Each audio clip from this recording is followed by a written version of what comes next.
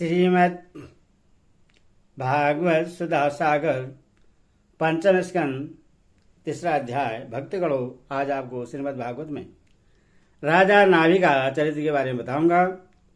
आप इस चैनल को लाइक एंड सब्सक्राइब जरूर करें। भगवान आपका कल्याण करेंगे। कथा सुनिए। श्री सुखदेव जी कहते हैं, राजन, अग्नेन्द्र के पुत्र नाभि के कोई संतान न थी, इसीलिए उन्होंने अपनी भार्या मेरु देवी के सहित पुत्र की कामना से एकाग्रता पूर्वक भगवान यज्ञ पुरुष का यजन किया। यदि भी सुंदर अंगों वाले श्री भगवान द्रव्य, देश, काल, मंत्र, ऋतुज, दक्षिणा और विधि इन यज्ञ के साधनों से सहज में नहीं मिलते, तथापि वे भक्तों पर तो कृपा करते ही हैं। इसीलिए जब महाराज नाभि ने श्रद्धापूर्वक विशुद्ध भाव से उनकी आराधना की, तब उनका चित्त अपने भक्त का अभिष्ट कार्य करने के लिए उत्सुक हो गया। यदि उनका स्वरूप सर्वदा स्वतंत्र है, तथापि उन्होंने पर्वज्ञ कर्म का अनुष्ठान होते समय उससे मन और नयनों को आनंद देने वाले अवयवों से युक्त अति सुंदर हृदयाकर्षक मूर्ति में प्रकट किया। उनके श्रीअंग में रेशमी पीतांबर था। वह स्थल पर सुमनोहर श्रीवत्स चिन्ह सुशोभित था। भुजाओं में शंख, चक्र, गदा, पद तथा गले में बनमाला और कस्तूमणि की शोभा थी।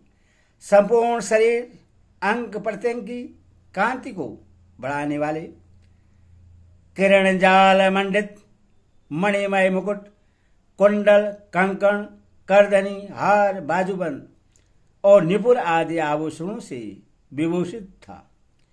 ऐसे परम तेजस्वी चतुर्भुज मूर्ति पुरुष विशेष को प्रकट हुआ देख ऋतुज, सदस्य और यजमान आदि सभी लोग ऐसे आह्लादित हुए जैसे निर्धन पुरुष अपार धनराशि पाकर फूला नहीं समाता। फिर सभी ने सिर झुकाकर अत्यंत आदरपूर्वक प्रभु की अर्घ्य द्वारा पूजा की और ऋतुवजु ने उनकी स्तुति की। ऋतुवजनु ने कहा, पूजितम, हम आपके अनुगत भक्त हैं। हमारे पुनः पुनः पूजनीय हैं, किंतु हम आपकी पूजा करना क्या जाने। हम तो बार बार आपको नमस्कार करते हैं। इतना ही हमें महापुरुषों ने सिखाया है। आप प्रकृति और पुरुष से भी परे हैं।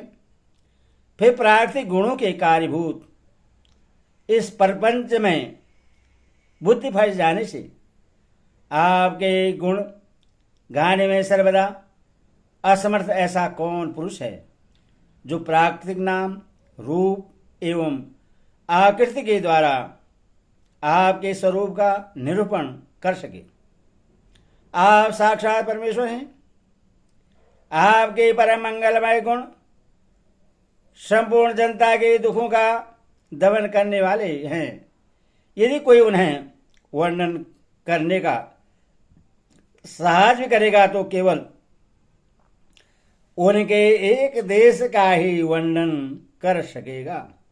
किंतु प्रभु, यदि आपके भक्त प्रेम गदगद वाणी से स्तुति करते हुए सामान्य जल, विशुद्ध पल्व, तुलसी और दूब के अंकुर आदि सामग्री से भी आपकी पूजा करते हैं, तो भी आप सब प्रकार संतुष्ट हो जाते हैं। हमें तो अनुराग के सिवा इस द्रव्य, काल आदि अनेकों अंगों वाले यज्ञ से भी आपका कोई प्रयोजन नहीं दिखाई देता, क्योंकि आपसे स्वस्थ ही क्षण क्षण में जो संपूर्ण पुरुषार्थों का फल स्वरूप परमानंद स्वभावतः ही निरंतर पार्दभूत होता रहता है, आप साक्षात उसके स्वरूप भी हैं।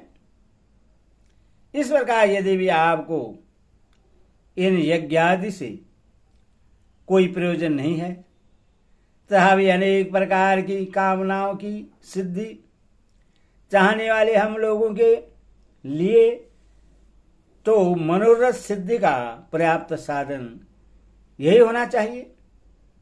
आप ब्रह्मादि परम पुरुषों की अपेक्षा विश्व परम श्रेष्ठ हैं।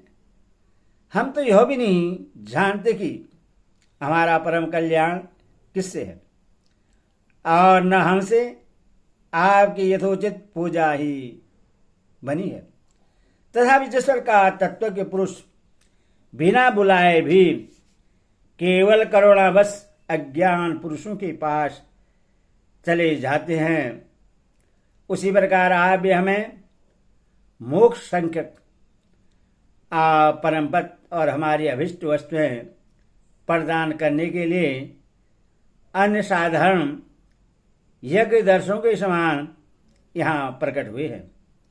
पूज्यतम, हमें सबसे बड़ा वर तो आपने यही दे दिया कि ब्रह्मादि समस्त वरदायकों में श्रेष्ठ होकर भी आप राशि नाभि की इस यज्ञशाला में साक्षात हमारे नेत्रों के सामने प्रकट हो गए।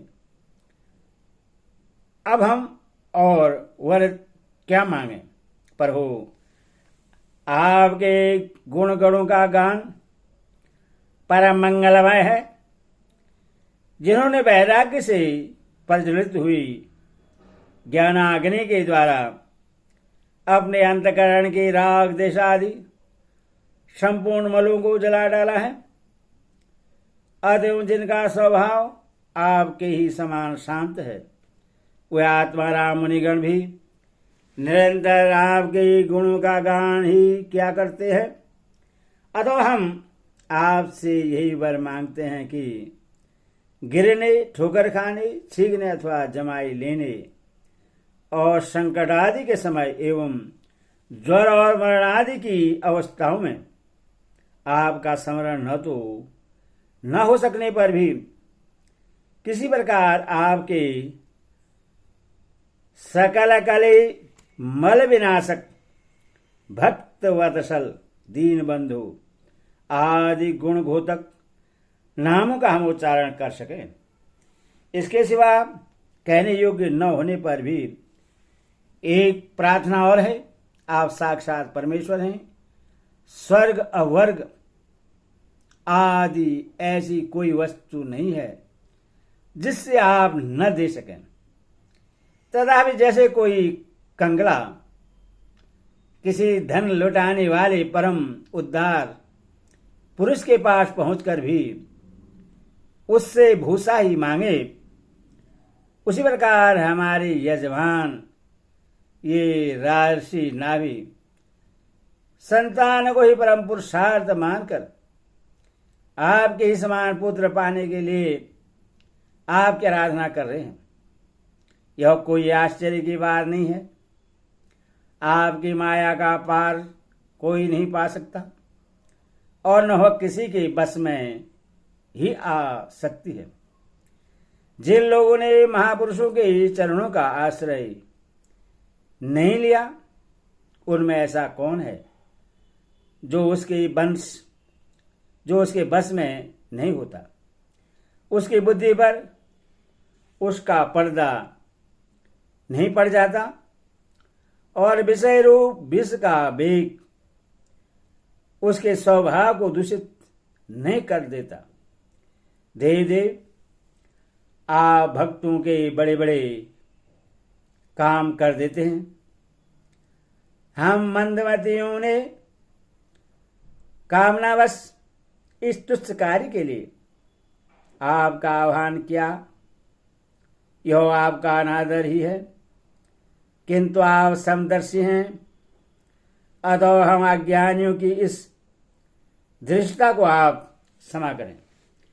श्री सुखदेव जी कहते हैं, राजन, वर्षाधिपति नाभि के पूज्य ऋतुजों ने प्रभु के चरणों की वंदना करके जब पूर्वोक्त सूत्र से स्तुति की, तब देव श्रेष्ठ श्री हरि ने करुणावश इस प्रकार कहा। श्री भगवान ने कहा, ऋषियों, बड़े असमंजस की बात है। आप सब सत्यवादी महात्मा हैं। आपने मुझसे यह बड़ा दुर्लभ वर मांगा है कि राजर्षि नाभि के मेरे समान पुत्र हो। मुनियों, मेरे समान तो मैं ही हूं, क्योंकि मैं आदित्य हूं। तो भी ब्राह्मणों का वचन मिथ्या नहीं होना चाहिए। द्विजकुल मेरा ही तो मुख है। इसीलिए मैं स्वयं ही अपनी अंश कला से आगिरेंद्र नंदन नाभि के यहां अवतार लूंगा, क्योंकि अपने समान मुझे कोई और दिखाई नहीं देता। श्री सुखदेव जी कहते हैं, महारानी मेरु देवी के सुनते हुए उसके पति से इस प्रकार कहकर भगवान अंतर्ध्यान हो गए। विष्णुदत्त परिषद उस यज्ञ में महर्षि द्वारा इस प्रकार प्रश्न किए जाने पर श्री भगवान महाराज नाभि का पीढ़ी करने के लिए उनके रनिवास में महारानी मेरु देवी के गर्भ से दिगंबर सन्यासी और उर्वरिता मुनियों का धर्म प्रकट करने के लिए शुद्ध सत्वमयी विग्रह से प्रकट हुए। हरि ओम तत्सत, हरि ओम तत्सत।